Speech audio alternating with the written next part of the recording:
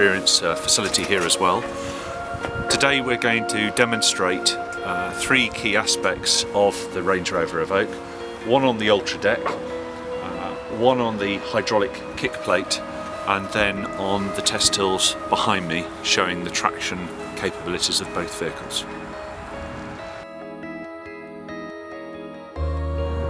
Right, we're just going to start our ascent of the Ultra deck. So I'm going to line myself up using the cameras on the front of the vehicle and gradually apply the throttle. The key thing here is about traction, and that's about trying to keep the vehicle's wheels on the surface at all times. Now, obviously that's not always possible with some of the extreme levels of articulation that we're going to get here, but it's about traction. So here I'm applying the throttle and my front wheel is actually up in the air. As I progress slowly across, you can see the vehicle's angle. Using the cameras again, slowly applying the throttle. You can feel some slippage there, and it's about keeping a constant throttle to keep the traction control system operating, because it's grabbing the brake each time it senses a wheel spin and transferring the torque down the axle,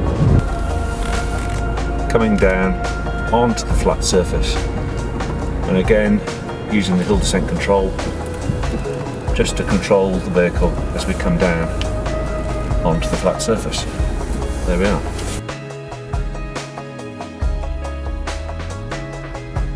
Right, we have the two-wheel drive now coming up the slope, and I'm going to ask him to stop between the cones. I'm asking him now to pull away. It's only two-wheel drive and only power to the front. See the wheel spin that we've got there? Very little wheel slip at all on a very slippery surface. Almost impossible to stand up on here.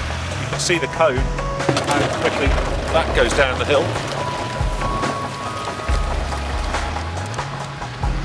And here we have the four-wheel drive. Ask him to stop. Same demonstration. Ask him to pull away. Virtually no wheel spin at all, other than very momentarily before the traction control system brings it under control. So we've got a car coming in to the hydraulic plate. As they hit the plate, the back of the car, a skid's induced by kicking the back wheels. That induces a skid within the vehicle, and both the driver and the vehicle are trying to correct that, but the dynamic stability control comes in far quicker than the driver is able to react, controlling the brake pressure to each of the individual wheels, trying to get the car back on a centre line.